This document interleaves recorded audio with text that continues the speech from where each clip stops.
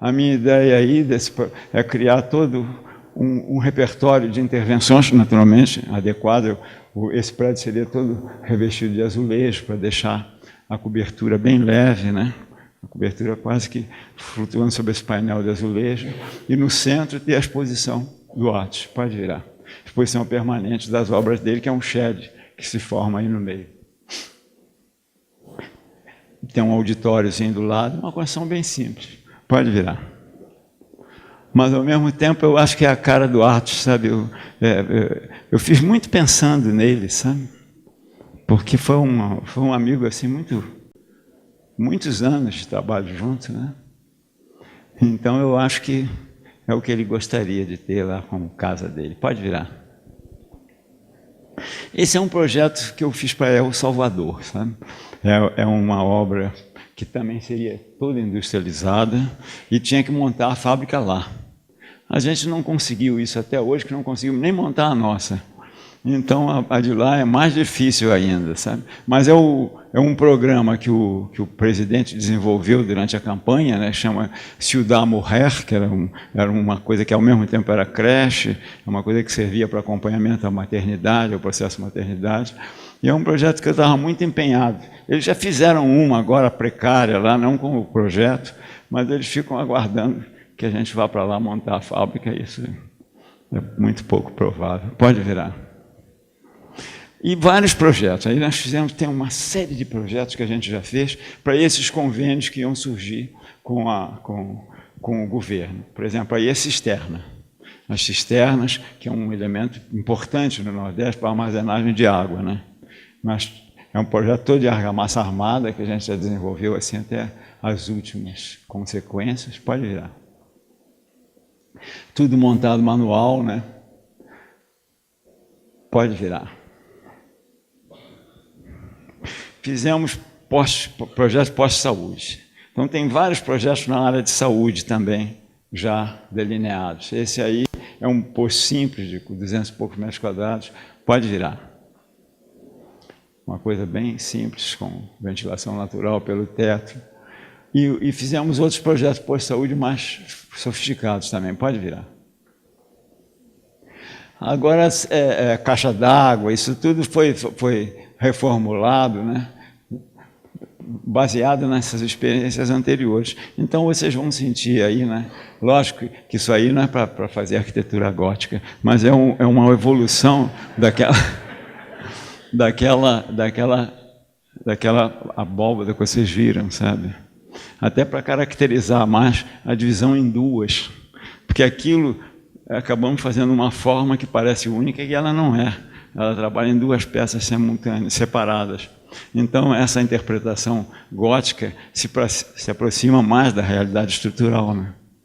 Então, pode virar. Esses são outros postos de saúde também, que nós estudamos também vários lá. Pode virar. Sempre com os princípios que foram adotados, de ventilação natural. Pode virar. Esse também é posto de saúde também. Pode virar. Então, nós temos esses projetos todos, né, desenvolvidos, e a nossa expectativa é poder justamente começar a executá-los, né, em convênios e, ao mesmo tempo, desenvolver os nossos cursos. Esse seria o nosso sonho, não é, Anália? A Anália está concordando, então, tudo que a Anália manda a gente faz. Mas eu acho que, na verdade, o processo é muito mais difícil do que eu imaginava. Eu pensava que tudo... Não, é difícil. A burocracia do governo é uma organização OCIP, uma organização social. Então, essas relações com o governo são difíceis. Existe uma burocracia. Aí é um inferno, sabe? É um inferno. Eu nem sei se eu, com as doenças todas, não sei se eu vou dar conta.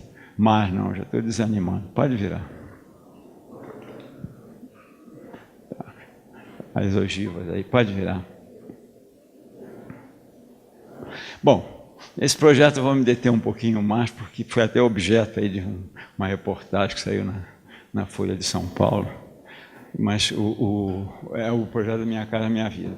Agora, quando iniciou o governo da presidente Dilma, né, ela pediu para a gente examinar uma proposta, para o Instituto examinar uma proposta, né, para esse programa Minha Casa Minha Vida.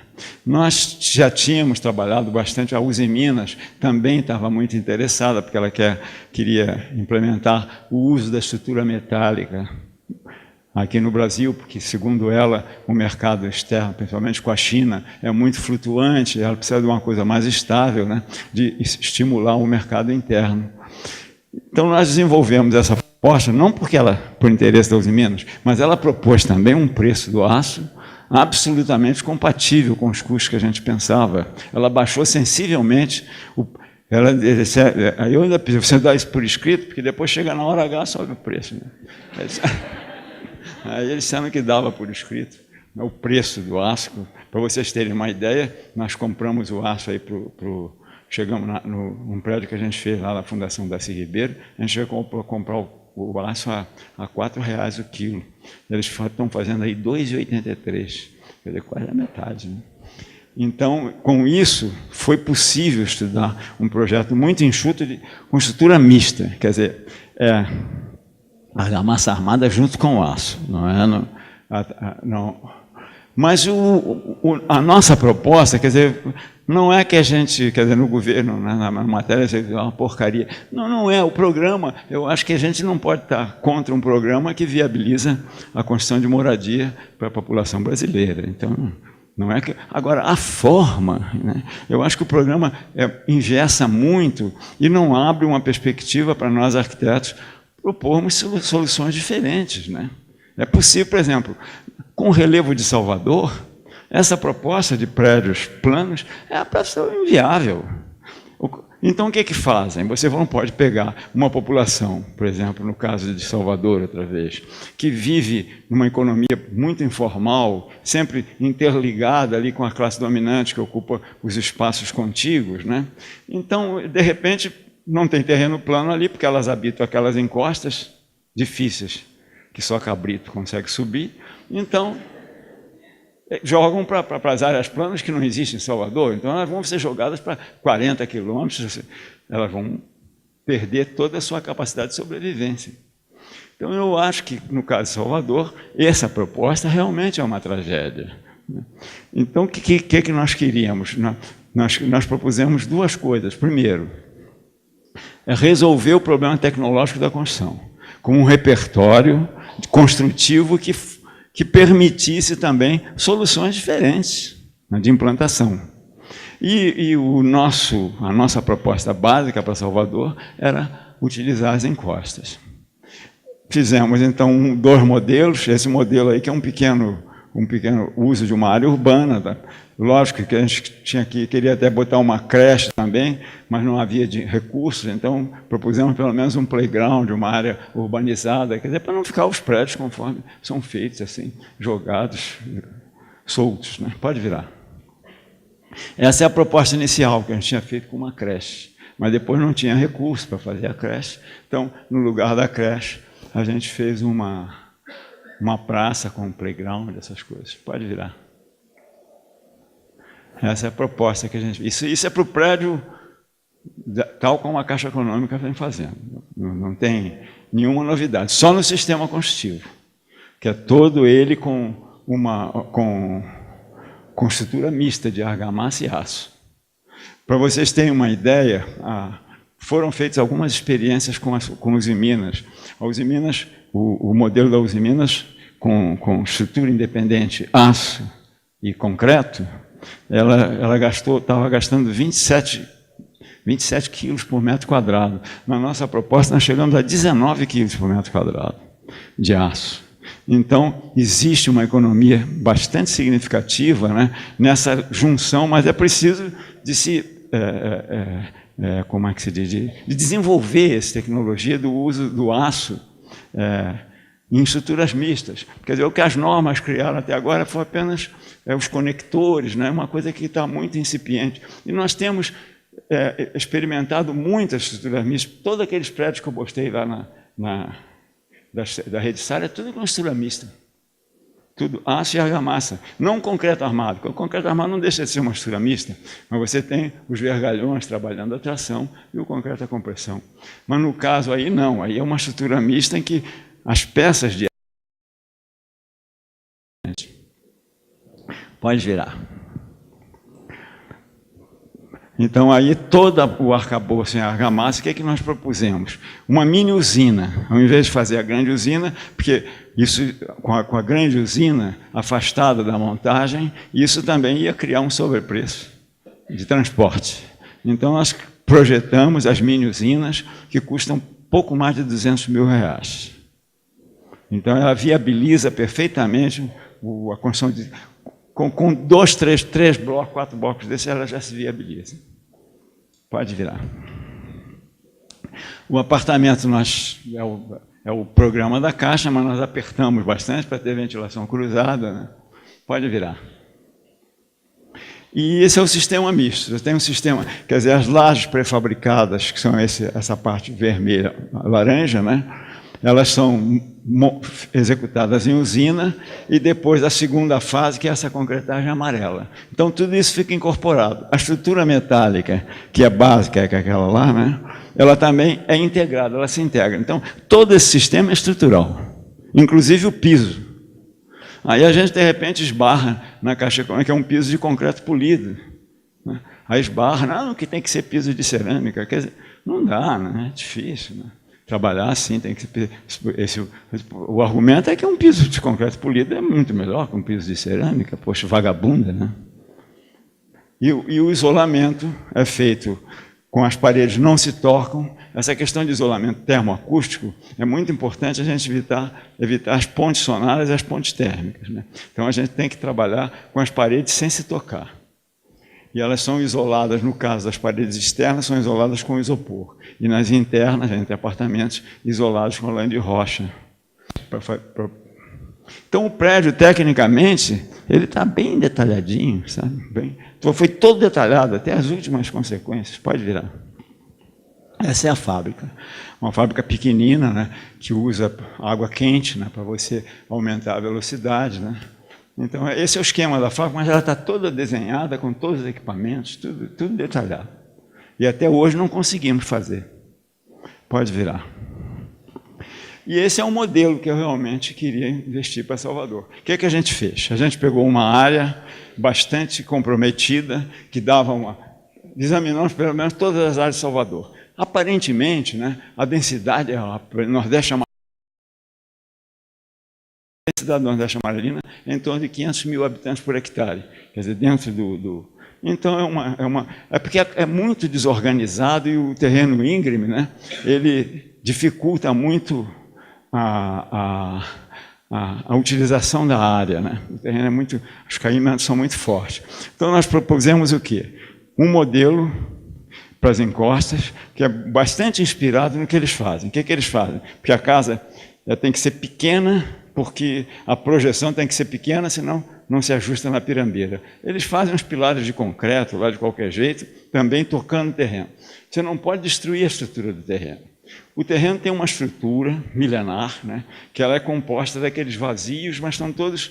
Se você corta, ou você, de repente, você faz um aterro, né, você destrói essa estrutura. Então, em terrenos delicados de encosta, e por isso é que eles fazem a coisa delicada, eles aprenderam a fazer isso, né? Porque se eles começam a fazer cortes e aterros, eles derrubam tudo. Então, eles fazem aqueles pilares, vocês podem ver lá nesses assentamentos da Bahia, né, que até por uma questão econômica, porque eles não podem estar levando muita coisa nessas encostas, né, eles fazem com o mínimo de matéria-prima. Então, as construções são leves. Então, é preciso que elas sejam leves.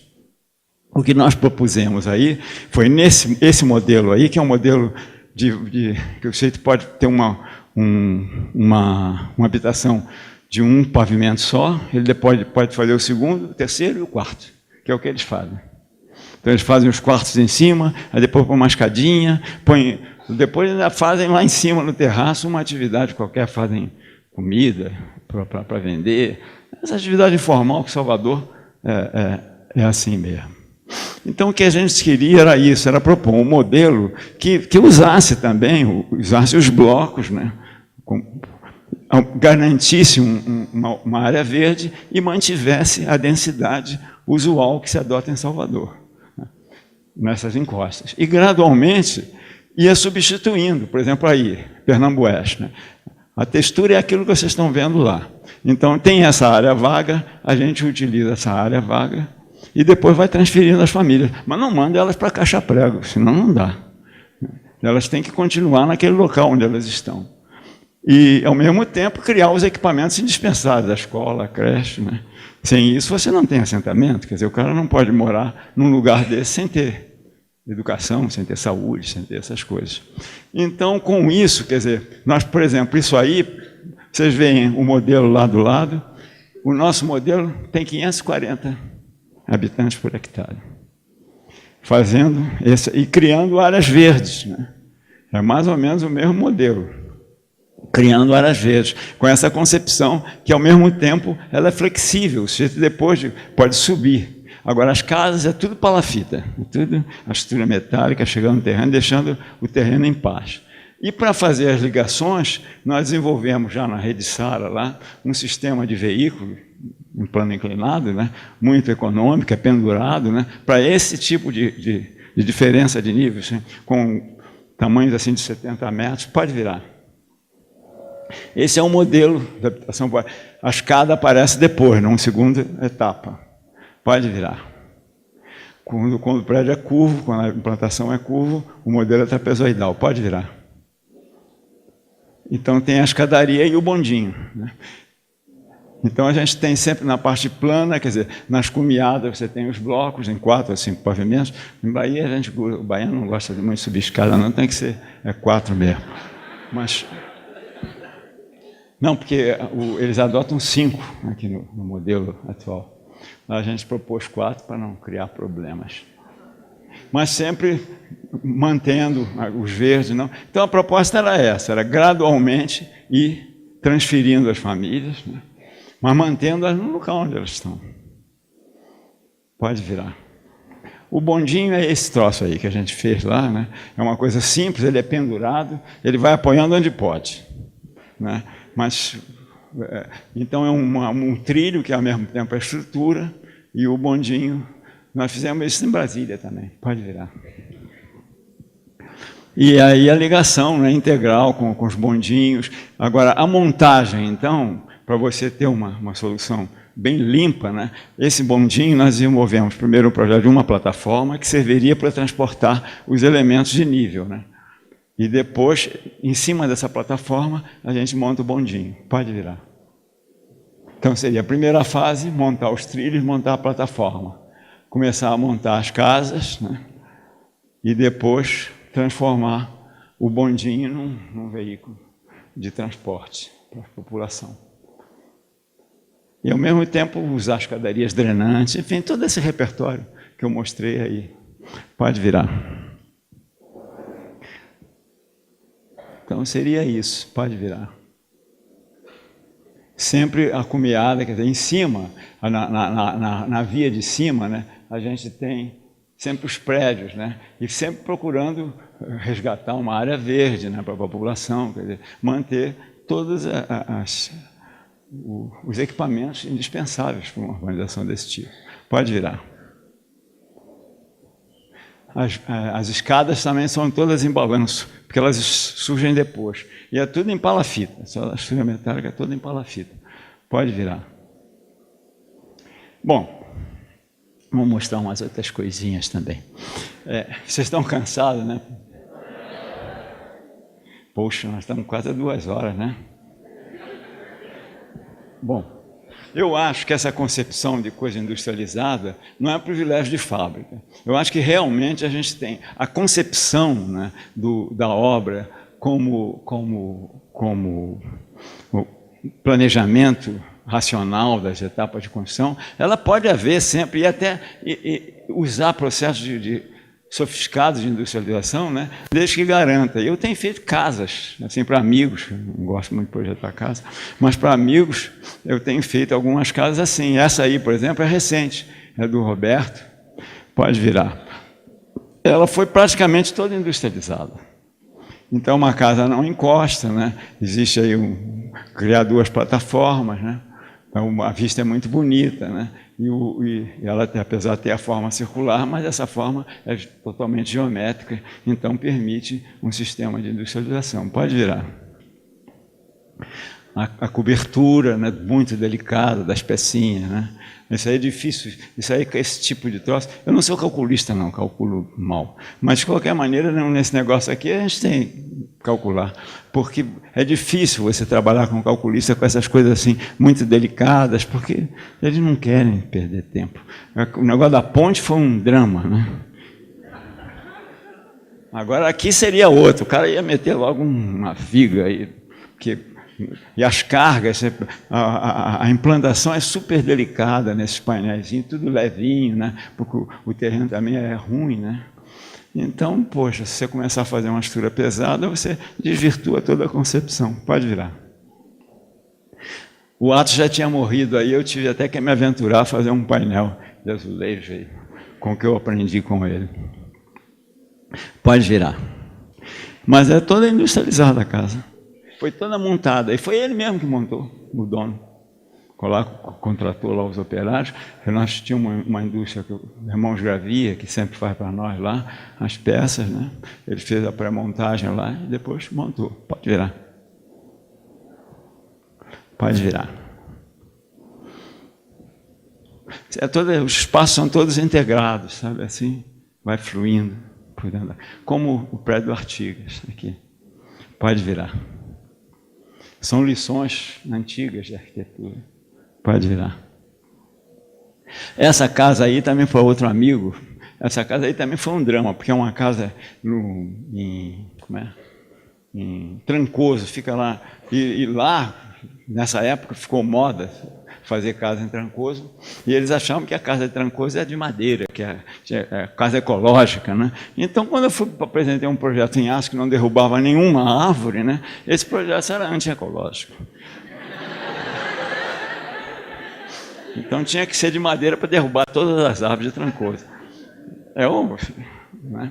Mas é verdade, eu não estou brincando, não. Eles ficaram, depois acabaram aprovando e apelidaram de casa de ferro, uma coisa bem pejorativa, só para esculhambar. Mas a casa foi feita, o João Santana também era doente, ele não queria derrubar nenhuma árvore, foi um drama para montar a casa ali naquele espacinho, sem poder destruir nem as pequenininhas. Pode virar. Mas a casa ela também tem uma ventilação farta ali, cruzada, toda a ventilação cruza, é bem agradávelzinha. Pode virar. E aí também para ele é rico, João. Ele tinha um terreno lá e que tem uma casa feia danada, a casa que ele tem lá. Mas ele habita a casa lá, né? E fica lá num lugar muito chique da Bahia, sabe que tem alguns lagos lá, então água lá por cima. Então ele queria fazer uma piscina e ao mesmo tempo um lugar um pavilhão para a piscina, mas queria fazer uma coisa que não atrapalhasse a vida dele lá da casa que ele estava morando, num canto lá do terreno. Então nós levamos tudo pronto para montar lá. Pode, até a piscina em argamassa armada também, pode virar. Uma estrutura toda pendurada para fazer um balanço bem grande, pode virar. Bom, esse prédio aí que eu queria mostrar foi uma construção, vamos dizer, a primeira construção efetivamente que o Instituto assumiu. Também foi feito um pouquinho na base de usar indústrias externas, se bem que nós tivemos que montar quase no canteiro de obras a fabricação de muita coisa. Mas esse prédio aí é do Darcy Ribeiro, na Universidade de Brasília. Prédio que fiz com ele quando ele era vivo, há 14 anos, veja você. E também não pude mudar muito, porque, em respeito a ele, né? Algumas coisinhas, mas então eu tive que garantir a concepção básica, né? Que era uma ventilação. Essa é a carta da época que eu fiz para ele. Até eu brincava com ele que o Darcy foi uma pessoa assim, muito ligada à antropologia e, ao mesmo tempo, era um visionário, amante da tecnologia, do progresso científico, né? Aí eu brinquei com ele que ele podia achar que aquilo podia ser uma maloca dos camaroás ou podia ser um disco voador, como ele achasse melhor, né? De acordo com as suas duas grandes vocações. Mas Darcy era uma pessoa muito inteligente, também foi uma pessoa que me ensinou muito, sabe? Foi muito meu amigo, convivemos durante muitos anos, desde 1960 e poucos. Então, também aprendi muito com ele. Pode virar. O problema, a ventilação é isso, era criar um lago em volta, porque ele queria colocar, como estão colocados agora, os livros, né? E o clima de Brasília é muito seco. Era preciso, já naquela época eu achava que era preciso você ter um sistema de ventilação, né, que umidificasse o ar para preservar principalmente os livros. Então, o ar entra pela periferia, onde existe um lago, uma borrifação de água. Você vê que isso não é novidade de agora. Naquela época a gente já alimentava essas ideias de poder usar assim, certos recursos naturais, né, para você poder resolver esse tipo de questão. Pode virar. Ao mesmo tempo, ter um espaço central, né, que incorporasse, como a ideia da biblioteca, ela não ter exposta, principalmente porque ela fica na área da reitoria, aí próximo, uma área muito exposta, né? Então, ela tem um espaço central, uma grande luz central, e preservar a biblioteca no espaço de cima. E embaixo, então, ter a parte onde os estudantes, os arquivos, as coisas que ficam mais de administração e mais em contato com os estudantes. E em cima, também nessa clarabóia, ter esses brisezinhos, né, que garantiam que o ar descesse. Aí eu fiz uma bobagem que depois eu vou mostrar para vocês, que com essas coisas a gente erra sempre, né? Então eu acho que é preciso estar sempre aprendendo, né? Aí, depois de tanto fazer coisa, agora tive que corrigir depois um erro que foi cometido, que eu vou mostrar para vocês. Pode virar. Essa é, então, a cúpula central. Lá em cima tem um ventilador grande, que a gente mesmo construiu, uma hélice grande, né, que extrai todo o ar quente pela parte de cima. Pode virar. E a fábrica, que nós fizemos isso, tinha que fazer num período de seca. Então, o nosso plano era fazer a obra em 4 a 5 meses. Foi feita em 5 meses. Foi inaugurada pelo Lula em dezembro. 6 de dezembro, mas já com a chuva, porque atrasaram a porcaria do contrato. Então nós já fomos fazer, já pegamos um período de chuva e foi muito difícil trabalhar, porque com chuva o nosso canteiro era ao ar livre, né? A fabricação ao ar livre. Pode virar. Está vendo? Ó, as peças metálicas todas montadas, soldadas aí ao ar livre. Pode virar. A estrutura, basicamente, ela funciona, ela tem empuxos, né? É uma estrutura hiperestática, toda ligada, né? E a laje, essa laje aí, o comportamento ela é estrutura mista. A laje, ela funciona como o anel que absorve esses empuxos que a estrutura promove, né? Então ela cria alguns momentos na parte de baixo, mas muito pouco, né? E os empuxos que a estrutura promove, eles são absorvidos por esse anel amarelo, que é um anel de estrutura mista de concreto e aço. Pode virar. Isso aí é montar, está vendo a estrutura mista? Ó? Essa peça de aço, aqui nós não pudemos industrializar totalmente, porque é um prédio único, né? Então esse concreto foi fundido no local, mas com formas móveis. A gente ia andando, reaproveitando, ia concretando, reaproveitando, com esse sistema aí, que está desenhado aí, e ao mesmo tempo essa viga de aço é uma estrutura mista, essa forma assim, é para ancoragem do concreto nela. Então ela está ancorada no concreto, ela funciona como uma armadura do concreto. E o concreto também não tem revestimento. Isso aí a gente, se fizer uma obra bem planejada, não precisa fazer contrapiso. Para que contrapiso? Para gastar mais 3 ou 4 centímetros de massa? Então, o concreto... Esse aí também foi minha filha que fez. Minha filha é craque. Pode virar. Essa é a montagem. Aí, por exemplo, o sistema de montagem, monta o anel central, né? E depois retira ele. Pode virar. Fizemos até um elevador lá também. Produzimos lá. Pode virar. Os móveis também foram totalmente produzidos na obra, na nossa fábrica. Então, eu acho que essa coisa, né? Se a gente planeja, sabe o que está fazendo, a tecnologia não é uma bobagem, está aí disponível, é só usar, não tem mistério. Essa coisa de mistério, quem faz é o cara que quer ganhar dinheiro, né? Pode virar. Esse aí tem o beijódromo. O beijódromo, o Darcy queria uma coisa muito simples, mas eu tive que ceder aí às pressões. A universidade queria usar como auditório, fazer um pequeno auditório, papapá. Então, o beijódromo, que era um lugar que as pessoas ficassem bem à vontade, vendo...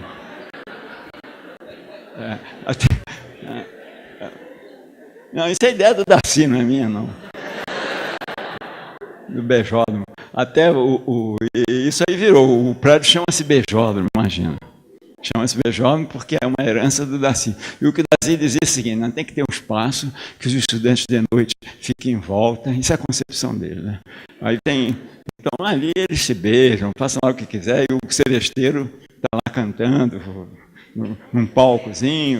Era uma coisa assim bem singela, né? Acabou virando um auditório, mas manteve o nome de beijódromo. Até o ministro, quando foi lá, ele disse, como é que ele falou? Sabe o que é o beijódromo? Porque a única coisa que eu mantive foi as poltronas. Quer ver? Pode virar. Pode virar outra. Tá vendo? As poltronas são contínuas. Porque se beijar com um braço assim...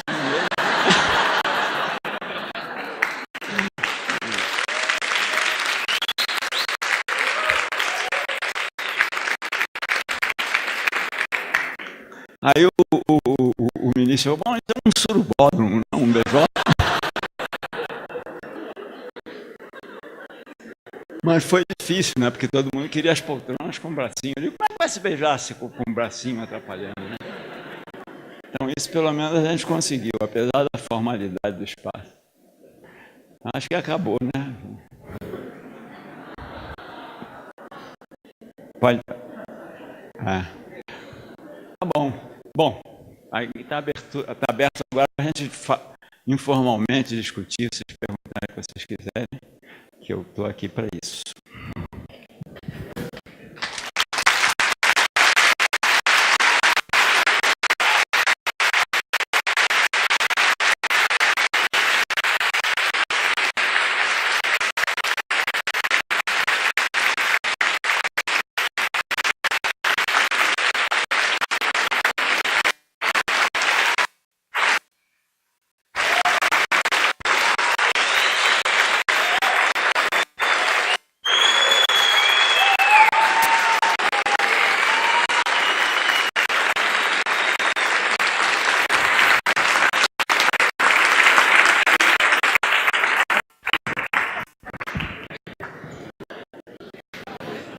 Bom, vocês podem perguntar, se estiverem cansados também, se vocês quiserem falar. Mas eu estou disponível. O erro, vou falar do erro. O erro foi o seguinte, que naquela projeção que você vê do Sol entrando,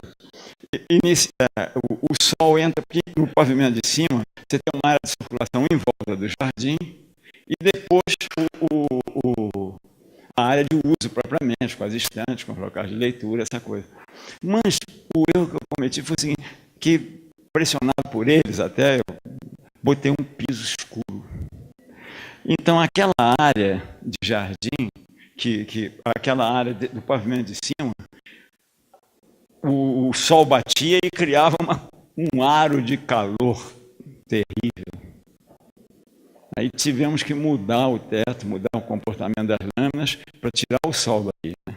Então são coisas, essas sutilezas assim, de conforto ambiental, quando a gente lida com coisas ar-condicionado, acabado, fecha tudo e põe lá o ar-condicionado. Mas quando a gente começa a querer resolver com problemas, com soluções mais naturais, é muito difícil, você tem que tomar cuidado com essas coisas, né? Para fora caindo do cavalo. Então esse, por exemplo, foi um erro terrível. Mas olha, eu fiquei desesperado, sabe? Eu não sei como é que vai fazer agora. O prédio já tinha que ser inaugurado, o Lula ia inaugurar lá, e aquele calor desgraçado que eu não sabia como fazer lá. Tivemos que a minha filha teve que correr lá em cima, botar da noite do dia, mudar a inclinação das peças para tirar o sol da circulação. Mas é um calor que você não imagina. Não tirou, mudou, só acabou. A gente botava aquele ventilador todo e não tirava o calor. Então, eu acho que essas coisas, sabe? Eu acho que por isso é que eu vejo muito a nossa atividade assim, muito ligada ao canteiro, nessa participação, nessa integração com outras, ter as experiências, examinar a experiência dos outros, trabalho de equipe. Eu acho que tem que deixar essa coisa de viver solitário. Tem que trabalhar junto, sabe? Enriquece o trabalho, enriquece a produção. Então, eu acho que o projeto tem que nascer sempre de uma ideia. O Sara me ensinou muito. No Brasil foi quem me ensinou mais a trabalhar em equipe. Mas o Sara foi a maior lição. A gente tem que trabalhar junto com os médicos, os enfermeiros, testar aqueles equipamentos, como é que fazia, equipamentos às vezes mais sofisticados, que tinha que ter a participação de engenheiro, mecatrônica, essa coisa. Mas sempre um trabalho de equipe, né? Então, eu acho que é fundamental, nessa época que nós estamos vivendo, de fragmentação total do conhecimento, você tem especialista para tudo, o arquiteto está cedendo a isso. Nem que o arquiteto é o único do espaço habitado. Então, ele tem que tratar essas características todas da nossa profissão em conjunto com o Essa é o que eu acho que a gente tinha que reformular. Eu vinha conversando isso com o Hugo, né? No carro, eu acho tão importante e a participação de vocês nessa questão de formulação do curso, sabe? De filosofia, de conhecer não é falando aqui de tecnologia, não é só tecnologia, são todas as coisas que o arquiteto ele tem que saber, né? Esse tipo.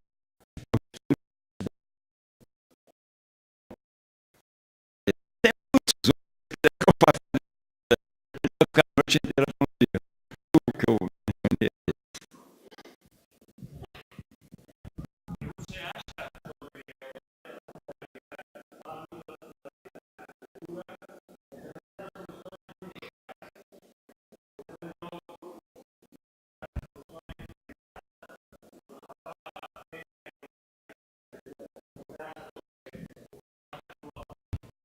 Eu acho o seguinte, eu acho que aprender a fazer tem que ser econômico. E eu acho que a gente acabar de ter então a economia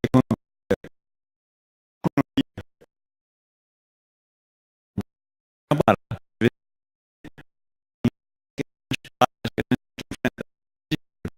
Mas eu acho que a economia postura a gente tem que assumir diante da natureza, diante da matéria-prima que a gente usa, diante da energia que a gente gasta, né? Claro que você faz uma construção leve, você faz uma construção que utiliza os recursos naturais, você está economizando. Eu acho que a sustentabilidade não é você estar pegando o sol e com placas de coisas. Eu acho que a sustentabilidade é um apartamento, suíte, né? Para todo mundo.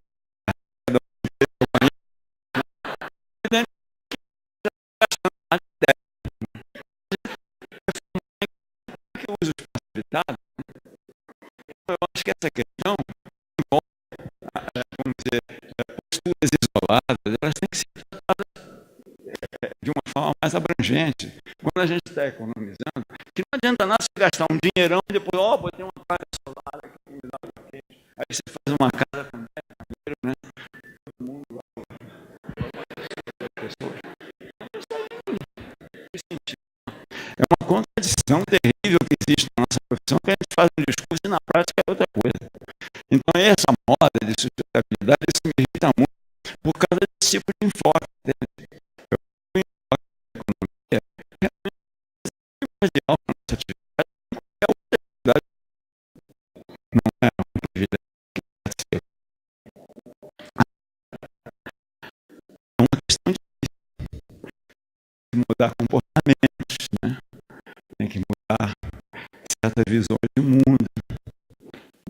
E isso envolve disciplina, envolve coisas que a gente está aprendendo. E nesse mundo dos gigantes da tecnologia que destrói tudo, né, a gente sente assim uma formiguinha incapaz de reagir com essa.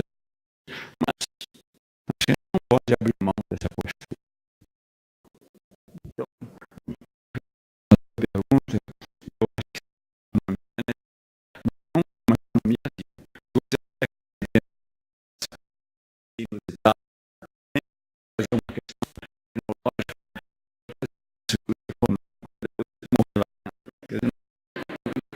então a tecnologia as coisas mais caras, né? Mas mais caras não de ostentação. Então hoje em dia você está na Bahia porque não tiver assim, vai dizer que não tem um ar-condicionado. Número um, sonho de ostentação, né, de conforto. Então, muitas coisas. Da cultura.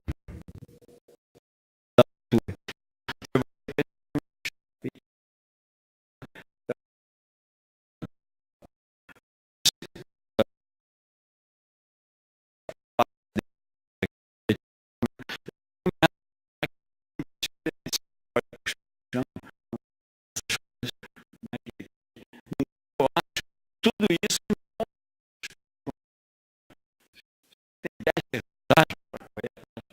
limpar o lixo, uma brutalidade, né?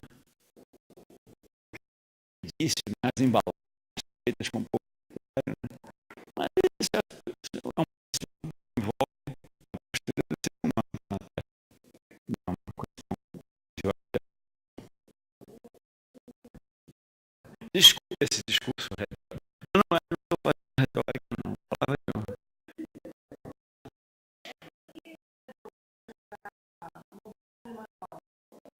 Por causa do desemprego, sabe? Eu acho que nós temos um país ainda um pouco de tecnológico e o mundo inteiro também não sabe como lidar com essa tecnologia, né?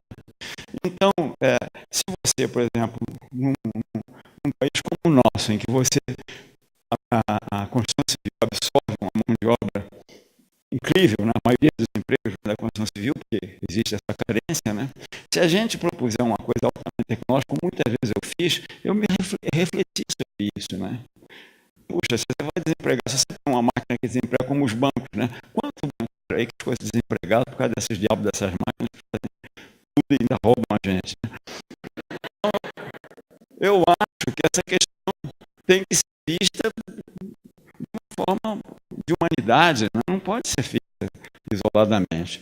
Eu acho, por outro lado, também, que você, quando você envolve muitas pessoas, a coisa de montar a mão, sabe, nasceu muito desse contato, da pessoa que, de repente, ela está usando uma tecnologia, né, ela participa daquela tecnologia, ao invés de ficar vendo o cara do guindaste que monta e desmonta, né? Então, isso é um jogo de armar, é uma coisa lúdica. Acho que isso faz parte.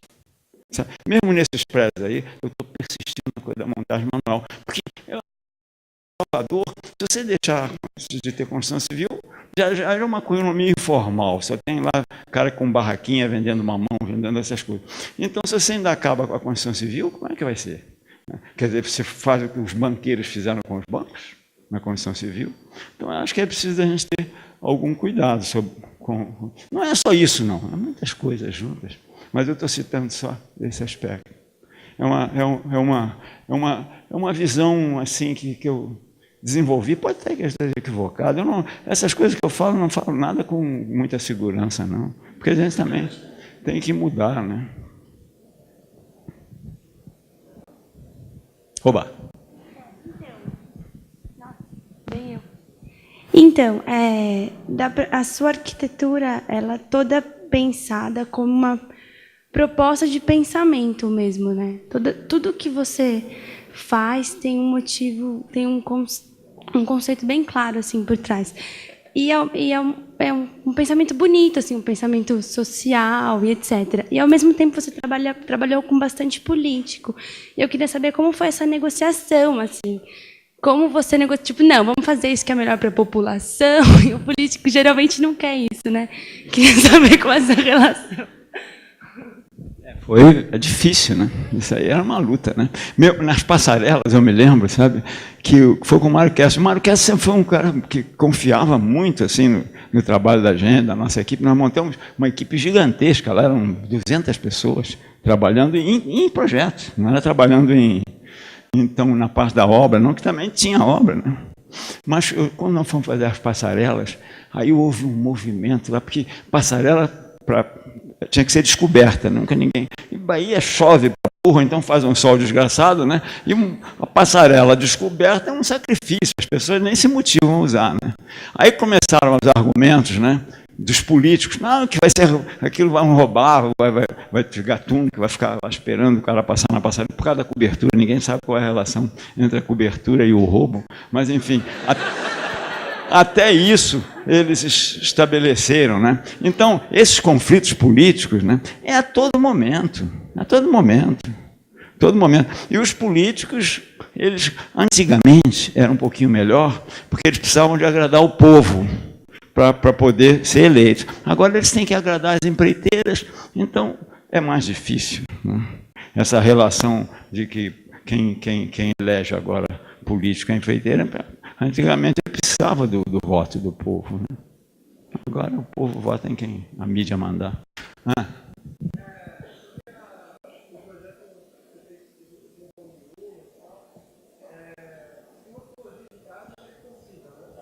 Como é que é?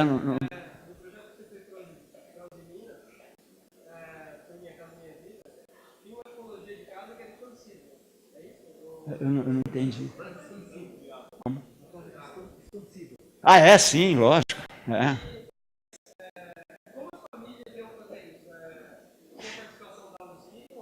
Não tinha. Quer dizer, você viu, eu botava uma mini usina que tinha que ficar ali fixa. Entende? Tinha que reservar um lugar para a mini usina, que era pequenininha. Ela é um espaço bastante pequeno, mas ela tinha que não só permanecer ali, né, para fornecer. Então, é uma espécie de uma usina comunitária. Ela era colocada como embrião, será colocada, eu espero que ainda seja, como o embrião da construção, mas depois ela tem que permanecer.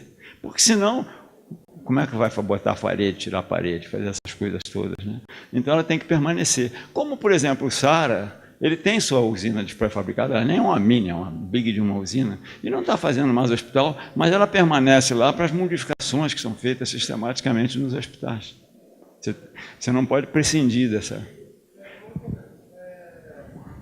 Olha, a concepção da mini usina foi justamente essa. Quer dizer, foi não fazer fábricas longe, ter a fábrica dentro de cada condomínio, de cada assentamento.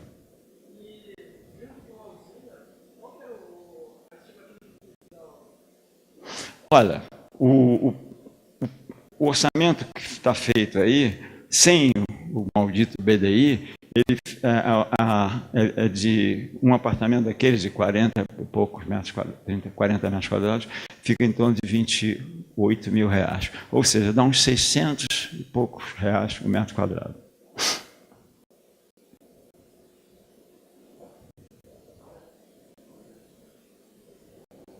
Pode.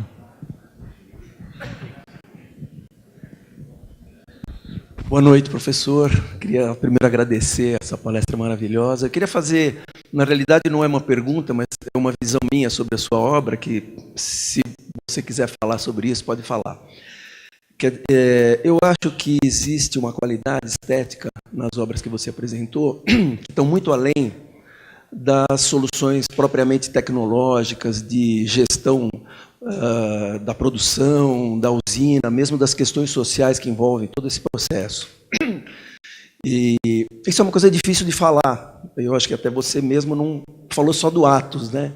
Mas eu acredito que o seu trabalho tem um cuidado formal, estético, que está muito além dessas questões que eu citei. E, no entanto, principalmente por parte dos estudantes, existe uma consideração existe uma ideia, uma visão de que a consideração correta desses problemas é suficiente para fazer uma boa obra de arquitetura. E eu acho que não é. E a sua obra, ela demonstra isso plenamente, porque ela é bonita, por isso e por outros motivos também, que eu acho que vale a pena destacar, como que são qualidades que é difícil de explicar, né? Mas é uma beleza que encanta porque mexe com a emoção, com a sensibilidade, emociona. Era isso. Muito obrigado. Realmente eu acho que eu concordo que a gente não pode... Uma das funções de arquitetura, de qualquer atividade humana, é a beleza. Eu acho que nada pode existir sem a beleza. Então a beleza ela é emanente em cada coisa que se faz. E seria horrível, né, a gente encarar um projeto, por mais simples que seja, né, esquecendo que a beleza é fundamental como função também. Aliás, Oscar sempre diz, a beleza é função. Eu acho que ela tem que ser incorporada naquilo, e a preocupação com a beleza tem que existir, né? Eu não, por uma falha minha, eu agradeço a correção que foi feita justamente por isso. Eu acho que eu fico tão envolvido na questão da tecnologia que eu esqueço de enfatizar esse aspecto que eu acho que é realmente fundamental. E mesmo nas obras, quando eu falei do Atos, que ele lembrou também, eu falei do Atos, eu aprendi, eu sempre estou aprendendo muito, sabe, no dia a dia, né? Aprendi com o Oscar demais, convivi com ele 20 anos, então eu tenho muitas limitações, né? Principalmente em certas áreas, né, do conhecimento, que talvez até pela minha origem, foi uma origem muito desinformada, né? Mas eu acho que, desde que eu entrei para a faculdade, que eu imaginei sempre a arquitetura, a beleza inerente a tudo que a gente faz, sabe? Eu estenderia mais, eu acho que a beleza faz parte do nosso cotidiano. Eu acho que não é arquitetura, sabe? Às vezes o comportamento de uma pessoa, né?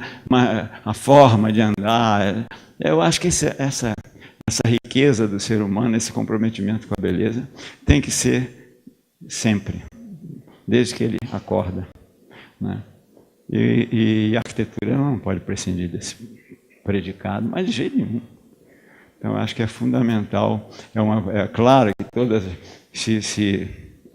às vezes, numa solução mais econômica, a gente está tão impregnado daquela coisa de não gastar muito dinheiro, né? Mas isso não justifica que abra a mão da beleza. Então, eu agradeço demais a sua colaboração, porque realmente...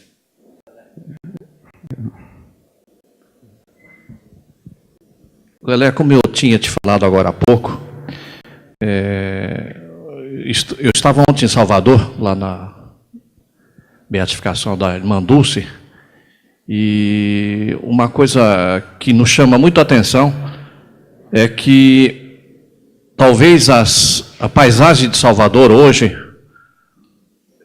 não seja igual sem as suas passarelas, não é? Até hoje, as passarelas estão em construção.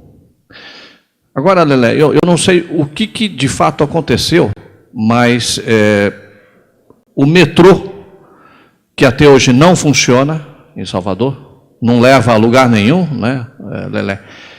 Ele desconsiderou totalmente a sua passarela. Quer dizer, ele, em cima da passarela do Lelé, sem o menor constrangimento, não é? Sem o menor planejamento, não é? Isso é uma coisa que o próprio morador, o mais humilde de Salvador, comenta isso, porque a passarela é utilizada exaustivamente, o metrô é pesado, né? E ele está sentando-se em cima da sua passarela e a impressão que tem é que está esmagando, não é? Então, Lela, eu acho que isso é uma coisa que a gente tem que denunciar. Então, era esse comentário que eu ia te fazer. Tá? E o Kassab, não sei, mas eu acho que o pessoal de Salvador é que piora isso. Não é?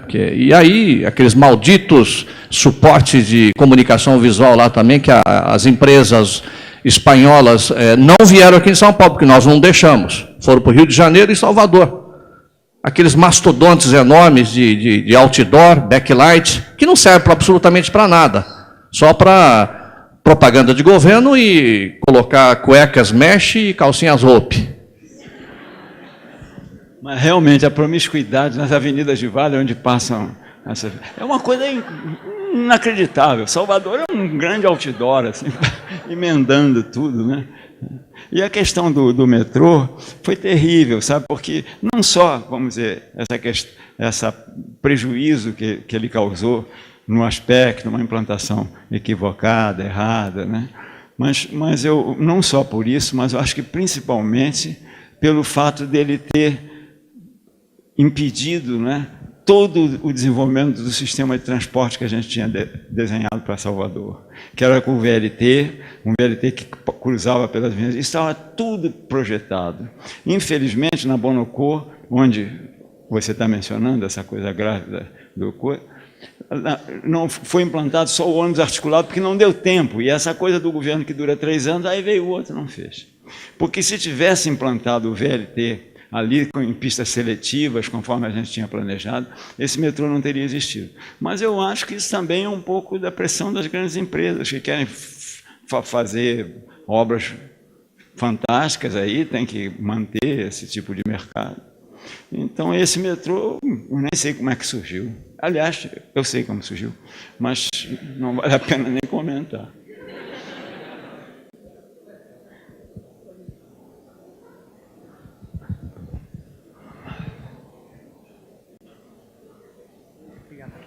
A gente vai fazer uma pergunta coletiva aqui, aí tá bom. Não, primeiro eu queria perguntar, queria que você comentasse um pouco como que é o processo, como foi o processo de desenvolvimento de tecnologia para fazer as fábricas, enfim, como que é o processo de pesquisa, como que vocês desenvolvem essa tecnologia? E eu queria perguntar sobre a manutenção, por exemplo, daquela cúpula do ventilador, como é que faz, que para montar tem todos aqueles andaimes e tal, e no caso, como que... Ah, tá. E outra pergunta é sobre o processo de... Essa pergunta seria sobre o depois, mas tem uma pergunta que eu queria saber também, durante a construção da obra, como que é o projeto do canteiro, assim, como você pensa o funcionamento do canteiro? Uma outra pergunta ainda. Tudo bem se fizer tudo junto assim, você prefere? Senão daqui a pouco eu esqueci tudo. Mas olha, já até esqueci, eu acho. A primeira qual foi mesmo foi... sei. Não, a pesquisa de tecnologia, é lógico que eu mostrei essas experiências, todas vão se somando, né? Mas eu acho que, na medida em que você, por exemplo, 20 anos eu passei na fábrica do Sara, então eu tinha um laboratório fantástico para fazer, pesquisar essas coisas todas, né? Então eu acho que, por isso é que me parece fundamental a questão do centro tecnológico, né? Do local de pesquisa, você entende? E isso tinha que estar junto com a universidade. Tem que estar junto com o ensino. É esse o nosso objetivo. É ter vocês, por exemplo, todos participando dessas experiências, né? Vendo como se desenvolve. E, às vezes, esse tipo de pesquisa decorre de questões inusitadas. Eu me lembro que uma ocasião eu estava montando uma passarela lá em Salvador, aí tinha um morador que chegou para mim, esse pessoal deixa o lixo, aquela encosta cheia de lixo. Ele disse, e ele... achando que nós éramos muito criativos, disse, por que você não faz um negócio para carregar esse lixo? E aí fizemos. Você sabe que que a gente chamou até de lixo adulto, foi uma inspiração dele, né? Que é uma espécie de um canal de argamassa armada que vem lá de cima e todo mundo vai jogando lixo e lá embaixo você põe um container para receber aquele lixo, né? Então, esse dia a dia, né, vai criando também, quer dizer, uma forma de abordagem diferente com equipamentos. Eu acho que essa alimentação é fundamental. Por exemplo, o feedback que a gente tinha no Sara, né, importantíssimo. A gente não pode desenhar um equipamento daquele sem ter feedback. Como é que é? Essa cama-maca aí, eu demorei 6 meses desenhando, não foi uma coisa fiz o desenho, nada disso. Levava lá para cima, até botava paciente, como é que vai ser, no motor não funcionou direito, até no desenho, certas coisas de mecânica que a gente, às vezes, não percebe na hora, né? Então, isso aí foi feito envolvendo todo mundo. As enfermeiras opinavam, discutiam, os médicos discutiam. Depois a gente mandava o equipamento para ser testado, né? Em várias situações, né? Hoje, ela já está mais ou menos absorvida. Depois de 2 anos, 3 anos, sei lá. Mas essa coisa toda envolve uma coparticipação. Não se faz uma pesquisa dessa da noite para o dia, né? Então, eu acho que a questão, respondendo a sua pergunta, né, a gente tem que ter o laboratório. É impossível fazer isso na prancheta.